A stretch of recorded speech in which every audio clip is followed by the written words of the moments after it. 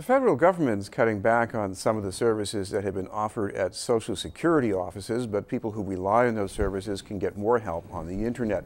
To bring us up to date is our guest from the Social Security Administration, the Metropolitan Public Affairs Specialist, Kristen Alberino. Thank you very much for being with us, Kristen. Thanks for having me. I guess many government agencies are doing something like this, and you have to decide which things are important to keep offering at the offices and which things can you put online. So talk about some of the changes. Sure. Beginning August 1st of this year, we will no longer be offering in the office a printout of a person's Social Security number. This printout was previously offered to help people when maybe they're starting a new job, or it was offered by, asked for by various organizations. So we would give out this printout, which is not an official document and something that can be duplicated, therefore could lead to fraudulent activity if it's misplaced. So beginning August 1st, we will no longer be giving those letters out. If a person does need verification of their Social Security number, they will have to go through the normal channels of requesting a replacement Social Security card. To do that, you go into the Social Security office, your local office, and fill out an application with one of the representatives with 2 forms of ID. So once we do that, it takes a few weeks before a person actually sees that card. The one thing I want to mention is employers oftentimes do need verification of a person's Social Security number, which would be the card. But employers can visit our website at socialsecurity.gov and register for our business services online. Once they're registered, they can verify immediately a person's Social Security number. They put in the person's name, date of birth, and the information that was given to them just to verify that the information is accurate. Of course, with a lot of things, you want to make sure the bugs are out, and I guess that's been pretty reliable as far as, because I know if someone walks in with a card, that's pretty foolproof. Right, it really is. You don't want to laminate your card, and you still don't want to keep that card in your wallet because it is an important document and can lead to lots of problems. But that card is the verification that a person is looking for. Our website is phenomenal. Socialsecurity.gov has come such a long way. We just celebrated our 20 years anniversary of having a website. You can file for retirement online in as little as 10 minutes. You fill out your application, it goes right to your local Social Security office. You can file for Medicare. We have our newest feature, which is a My Social Security account. For those folks not receiving Social Security benefits, you will see that statement that we used to mail out that had a person's earnings history and what your retirement benefit would be, what you would get if you became disabled. You can create a My Social Security account and have access to that information. It's safe, it's secure. There's so much. And Business Services Online is a venue for employers. So this document that we were previously issuing, it just isn't necessary because employers can get that information for their new hires.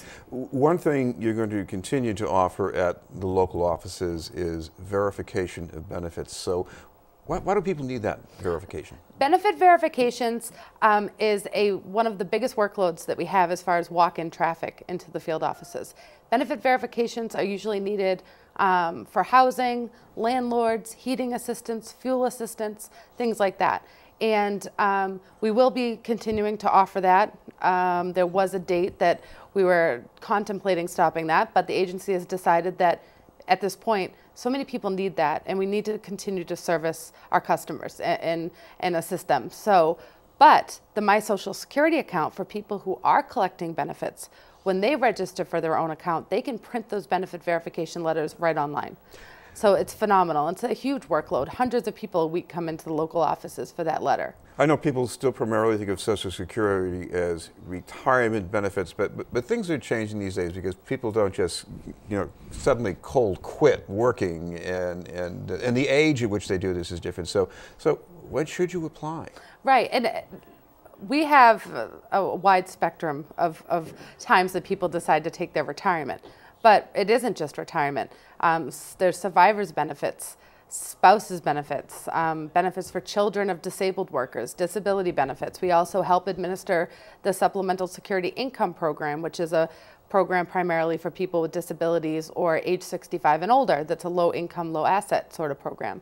As far as retirement, we have a wonderful tool on our website as well that shows people how their benefit changes. It's a retirement estimator, how it changes depending on when they decide to take it. The earliest point a person can take it is age 62. But that's no one's full retirement age. Everyone has a different full retirement age, and full retirement age basically means the point in which a person would get 100%. So you can use the estimator and see what would happen if you took it at 62 as opposed to waiting till full retirement age. And you can even wait past full retirement age, and your benefit continues to grow all the way up until age 70 with what we call delayed retirement credits. So that calculator in and of itself only takes a few minutes to use, but it's a wealth of information, and it's important for everybody to know how their benefit is affected depending on when they decide to actually retire and collect. And of course, the other thing is interesting here, are the benefits calculated as an average of what you've earned all these years you've been working, or is this weighted toward what you've been earning the last few years? When we calculate a person's Social Security benefit, we're actually using it we're looking at the highest 35 years.